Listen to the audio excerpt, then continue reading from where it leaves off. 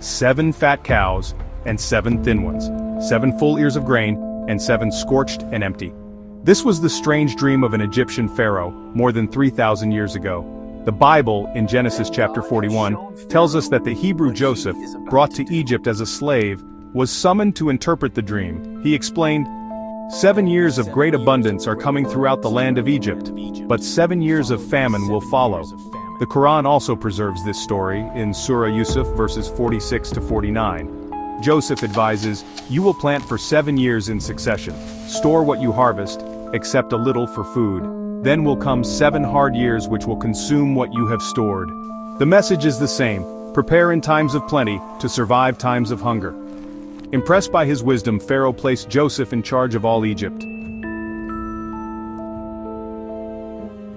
He became vizier, second only to Pharaoh himself, and oversaw the storing of grain during the 7 years of abundance.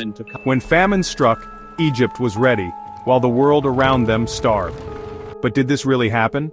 Historians debate when Joseph might have lived. Some place him in the Second Intermediate Period, when foreign rulers known as the Hyksos controlled Egypt. Others suggest the Middle Kingdom, when Egypt built vast irrigation and storage systems.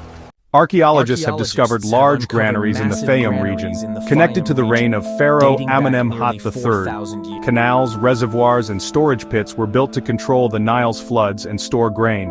Inscriptions also record years of poor harvests, when the Nile failed to flood. For believers, the story of Joseph is a sign of divine wisdom and prophecy.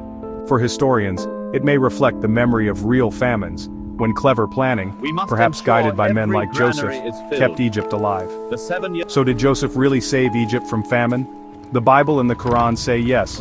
Archaeology reveals Egypt did face cycles of abundance and disaster. Whether Joseph himself stood before Pharaoh, or whether his story reflects the wisdom of Egypt's ancient officials, one truth remains: survival depended on vision and foresight. And perhaps that is why Joseph's story was remembered for millennia. Not only as history, but as a lesson: prepare today to endure tomorrow.